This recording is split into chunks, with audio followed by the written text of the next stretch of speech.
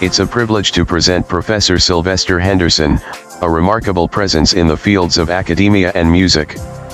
Known across the nation as an influential educator, motivational speaker, and conductor of gospel music, Professor Henderson's impact over more than 40 years is substantial, particularly in advancing higher education and the arts.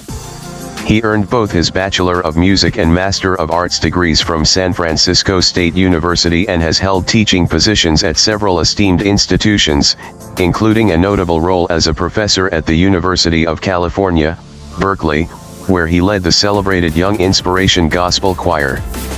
His commitment to enhancing the representation of African American music in academic settings is truly exceptional.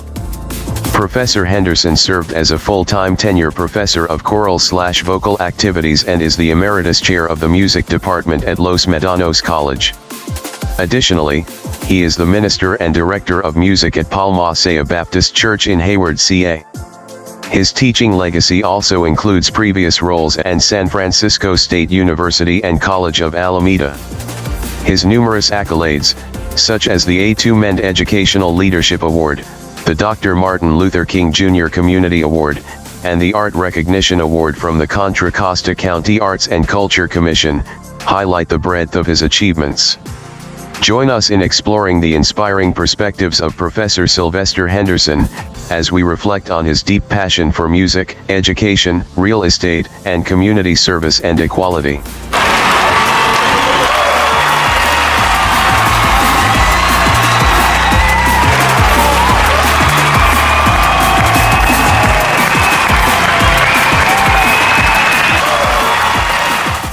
Thank you for that wonderful and kind introduction, and I look forward to discussing some of the challenges between the concept of DEI and equality. 1. How can college-level educators balance political pressures with the need for free expression? How can college-level educators balance political pressures with the need for free expression? I think there are two or three things that can be done. First of all, the political climate right now, everybody's angry. Many people are angry for the loss of the concept of what they feel is DEI. And I'm not making a statement for or against, but what I'm saying is that when we remain concerned through an emotional concept of anger, we're not able to think straight and to benefit our students. So the one thing I would suggest that we do is to reduce some of our frustration and anger, remain focused on the students first, find ways to promote global representation and equality in a manner that would satisfy some of the goals and expressions that the college as well as the classroom should require. 2. What strategies can be implemented to ensure equitable access to resources and quality education for all college students? What strategies can be implemented to ensure equitable access to resources and quality education for all students? One thing that administrators as well as college professors have to do is to really get involved.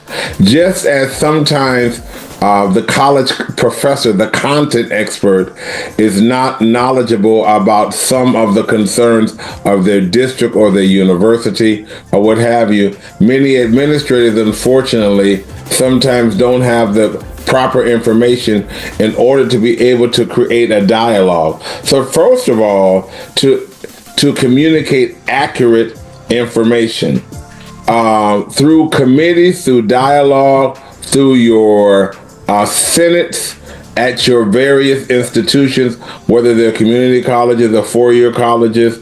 Work with your instructional faculty and your classified employees, but primarily your instructional faculty, to come up with strategies and effective ways that we can support programs and use whatever whatever means are legal and effective that you can in order to prioritize those essential programs, but at the same time being concerned about some of the programs that are more, let's say, more artistic and creative, but at the same time, they sort of represent a global representation for the community, perhaps where the college or university is located. 3. How can higher education institutions collaborate with policymakers to create more equitable funding and allocation of resources? How can higher education institutions collaborate with policymakers to create more equitable funding and allocation of resources? First of all, follow the law. Once again, understand budget guidelines, budget principles. Attend meetings if you're in California and Sacramento, our state capital, where there's always a lot of discussions around higher education. Attend your district meetings. Study. Try not to make decisions without doing research first. After you take care of many of those knowledge-based requirements that both leaders as well as administrators should know, then once again, follow the law.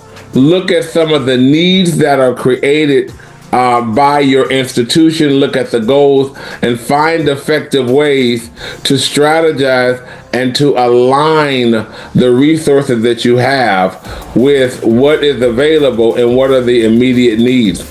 Also look towards the future and understand that sometimes don't make fast decisions. Do a lot of research. Talk to your faculty professionals if you're an administrator. Talk to your classified professionals. But most of all, have knowledge and information so that when you are making decisions, that you are honoring the policymakers, you are honoring the intention of the law or legislative mandate, and it has come down. And that will in turn help our students. 4. What role can educators assist in promoting anti-bias education and, while teaching human fairness and equalized fairness? What role can educators assist in promoting anti-bias education while teaching human fairness and equalized fairness? That is a very wonderful question. I have received so many emails and calls. I mean, I've had countless conversations with professors all over the United States and abroad about their frustration about DEI. To me, it's really amazing that some feel that you need a law in order to create an equalized curriculum. You don't need a law to create an equalized curriculum. Educators should have been teaching an equalized curriculum all the time, regardless of whether there's a DEI mandate or not a DEI mandate. It doesn't matter. Yes, it's really powerful and it's helpful if you actually have legality behind what you're trying to do. But there are many instances where people of color and non-people of color as well have had to learn to be creative to fulfill their goals by using words and language effectively. When you love everyone, when you love the art of teaching, find the way to promote anti-bias education by always thinking about the future, by staying focused on the students and making your curriculum modules larger in scope and making sure that they represent what the world looks like. 5. How can colleges and universities enhance their internal diversity and equity institutional initiatives while avoiding the DEI label? Creativity, effective language, wisdom, and remaining focused on completing global student learning outcomes. If we do those things, we can actually promote equality and fairness and offer the olive branch, which is one of the concepts of DEI, even if it's not labeled as DEI. Those are my beliefs. Those are the beliefs that I lived by in all the many years that I worked full-time as a professor at all the various institutions within the California Master Plan for Higher Education. When I was teaching at UC Berkeley, I never thought about just the black students. I thought about the white students, the Asian students, the Middle Eastern students.